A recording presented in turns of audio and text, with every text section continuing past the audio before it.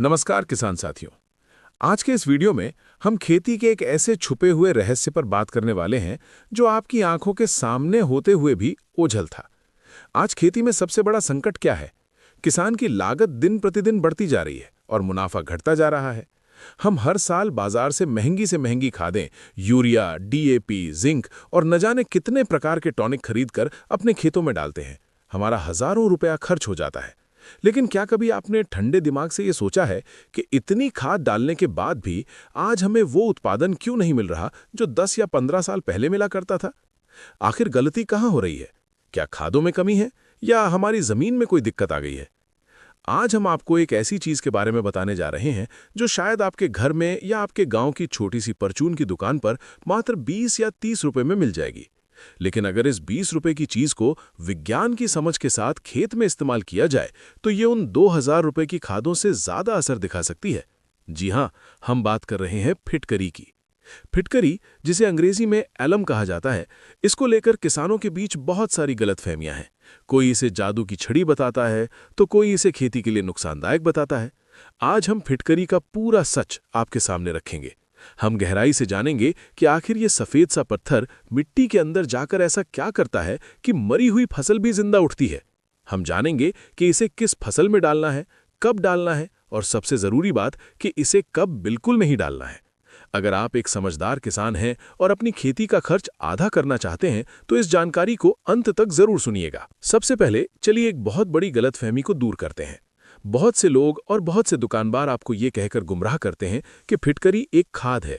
वे कहते हैं कि इसमें पोटाश है, सल्फर है, तो इसे डाल दो और पोटाश की छुट्टी कर दो। ये बात पूरी तरह सच नहीं है। वैज्ञानिक भाषा में फिटकरी को पोटेशियम एल्यूमिनियम सल्फेट कहा जाता है। इसमें एल्यूमिनियम होता है, पोटाश होता है और गंधक यानी सल्फर भी होता है। लेकिन किसान भाइयों, इसमें इन तत्वों की मात्रा इतनी कम होती है कि हम इसे खाद का विकल्प नहीं मान सकते। फिटकरी पौधे का भोजन नहीं है।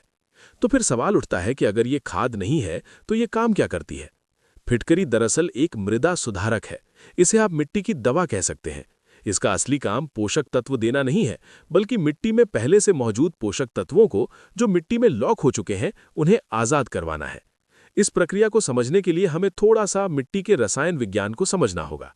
पिछले 40-50 सालों में हरित क्रांति के बाद से हमने अपनी जमीनों में रसायनों का इतना प्रयोग किया है कि हमारी मिट्टी बीमार हो चुकी है। हमारे देश के एक बड़े हिस्से की मिट्टी, विशेषकर मैदानी इलाकों की मिट्टी, क्षारीय हो गई है। मिट्टी का पीएच मान, जो कि 6.5 से 7 के बीच होना चाहिए था, वो बढ़कर 8 या 8.5 तक पहुंच गया है। जब मिट्टी का पीएच मान 7.5 से ऊपर चला जाता है तो मिट्टी के कणों का स्वभाव बदल जाता है। मिट्टी कंजूस हो जाती है। आप जो डीएपी डालते हैं, जो जिंक डालते हैं या जो लोहा डालते हैं, वो मिट्टी में जाते ही फिक्स हो जाता है, यानी मिट्टी उसे जकड़ लेती है और पौधे की जड़ों को देने से मना कर देती है। आप ऊपर से खाद डालते रहते हैं लेकिन पौधा भूखा रह जाता है। इसे ही हम न्यूट्रिएंट लॉकिंग कहते हैं। यहीं पर फिटकरी अपना खेल दिखाती है। फिटकरी स्वभाव से अम्लीय होती है, यानी इसमें एसिडिक गुण होते हैं। जब हम सिंचाई के पानी के साथ फिटकरी को घोलकर खेत में भेजते हैं तो ये पानी में घुलते ही मिट्टी के रसायनों के साथ क्रिया करती है। ये मिट्टी में जाकर हाइड्रोजन आयन छोड़ती है, जिससे मिट्टी का पीएच मान अस्थायी रूप से कम होने लगता है। जैसे ही मिट्टी का पीएच मान नीचे गिरकर 7 के आसपास आता है, मिट्टी की पकड़ ढीली पड़ जाती है।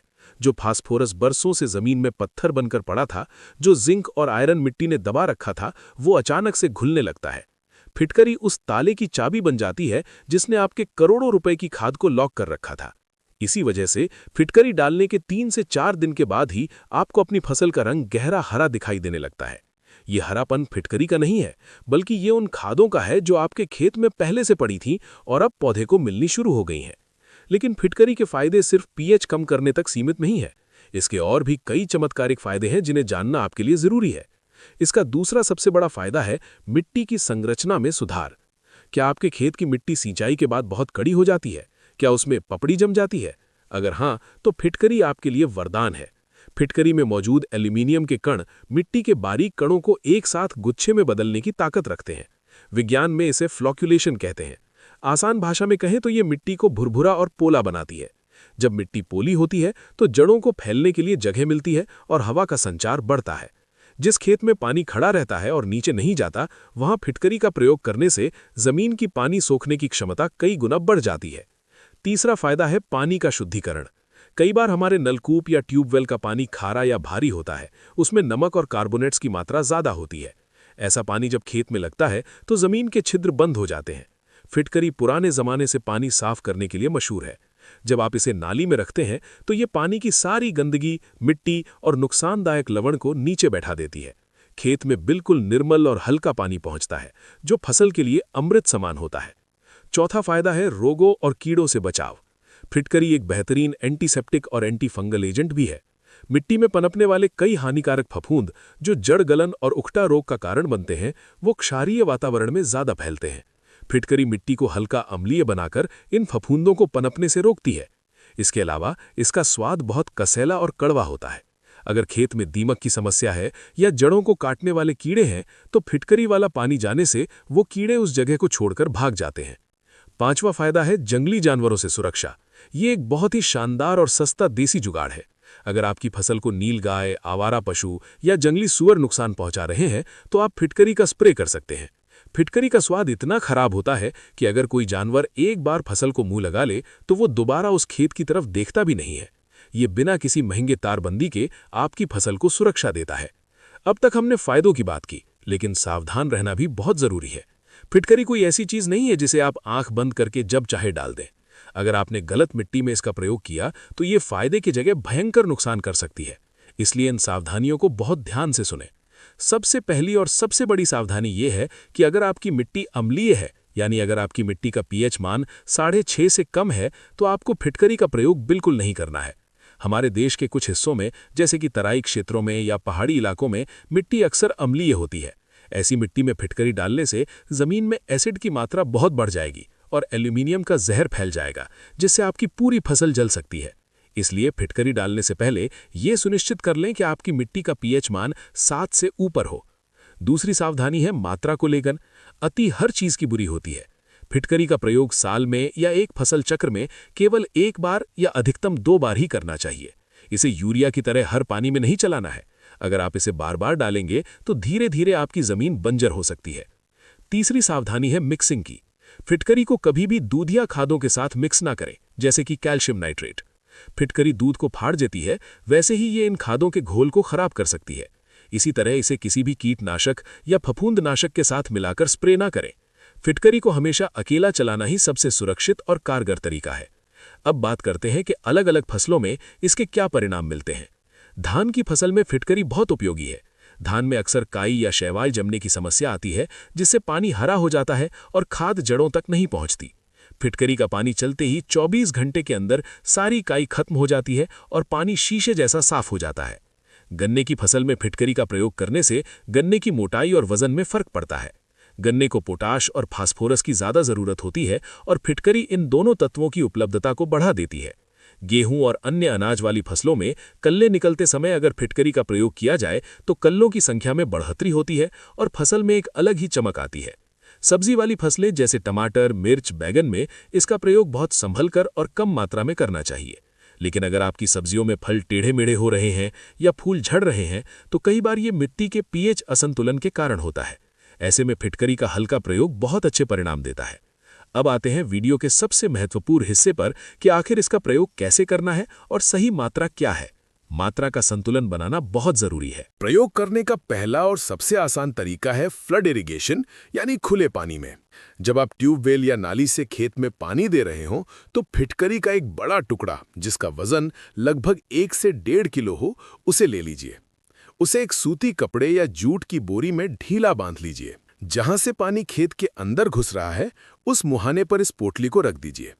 पानी की धारा से टकराकर फिटकरी धीरे धीरे घुलती रहेगी और पूरे खेत में पानी के साथ एक समान रूप से फैल जाएगी। याद रखें, 1 एकड़ जमीन के लिए 1 से 1.5 किलो फिटकरी काफी है। इसे 2 किलो से ऊपर ले जाने की गलती न करें। प्रयोग करने का दूसरा तरीका है ड्रिप इरिगेशन या टपक सिंचाई में। जो किसान भाई ड्रिप से खेती करते हैं, उनके लिए फिटकरी दोहरे फायदे का सौदा है। ये न केवल मिट्टी सुधारेगी, बल्कि आपकी ड्रिप की नलियों में जमी हुई गंदगी, काई और सॉल्ट को भी साफ कर देगी। इसके लिए आप 1 एकड़ के लिए 1 किलो फिटकरी को पहले एक प्लास्टिक की बाल्टी में अच्छे से घोल लें। उसके बाद इसे वेंचुरी के माध्यम से धीरे धीरे छोड़ें। एक बात का विशेष ध्यान रखें कि फिटकरी चलाने के बाद 10 से 15 मिनट तक सादा पानी जरूर चलाएं, ताकि नली में फिटकरी का पानी रुका न रहे, क्योंकि ये लोहे के वाल्व को काट सकती है या जंग लगा सकती है। तीसरा तरीका है छिड़काव का। अगर आप जानवरों को भगाने के लिए स्प्रे करना चाहते हैं तो 15 लीटर के पंप में 40 से 50 ग्राम फिटकरी और थोड़ा सा नीम का तेल मिलाकर फसल पर छिड़काव करें। स्प्रे में मात्रा का बहुत ध्यान रखें, 50 ग्राम से ज्यादा फिटकरी एक टंकी में न डालें, वरना पत्तों के किनारे जल सकते हैं, जिसे स्कॉर्चिंग कहते हैं। तो किसान साथियों, निष्कर्ष यही है कि फिटकरी खेती के लिए एक सस्ता और बेहतरीन विकल्प है, लेकिन ये खाद का विकल्प नहीं है। ये एक उत्प्रेरक है, एक सहायक है। ये उन किसानों के लिए अमृत है जिनकी मिट्टी क्षारीय है और जिनका पानी खारा है। बाजार में मिलने वाले महंगे सॉयल कंडीशनर या जिप्सम, जिनका खर्च हजारों में आता है, उनका काम ये 20 रुपए की फिटकरी बखूबी कर सकती है। हमारा सुझाव है कि आप अपनी पूरी खेती में इसे एक साथ न डालें। पहले अपने खेत के एक छोटे से हिस्से में इसका प्रयोग करके देखें। जब आपको अपनी आंखों से परिणाम दिखे, तभी इसे बड़े स्तर पर अपनाएं। खेती में लागत कम करना ही आज के समय में मुनाफे का सबसे बड़ा मंत्र है, और विज्ञान इसमें आपकी बहुत मदद कर सकता है। उम्मीद है आज की ये विस्तृत और वैज्ञानिक जानकारी आपको पसंद आई होगी। हमने कोशिश की है कि बिना किसी लाग लपेट के सीधा सच आप तक पहुंचाया जाए। अगर आपके मन में अभी भी कोई सवाल है या आप किसी विशेष फसल के बारे में पूछना चाहते हैं, तो कमेंट बॉक्स में जरूर लिखें। हम आपके हर सवाल का जवाब देने की कोशिश करेंगे। इस वीडियो को अपने साथी किसान भाइयों के साथ शेयर जरूर करें, ताकि वे भी कम खर्च में अच्छी खेती कर सकें। जुड़े रहिए हमारे साथ खेती की नई और सटीक तकनीकों को जानने के लिए। धन्यवाद। जय हिंद, जय किसान।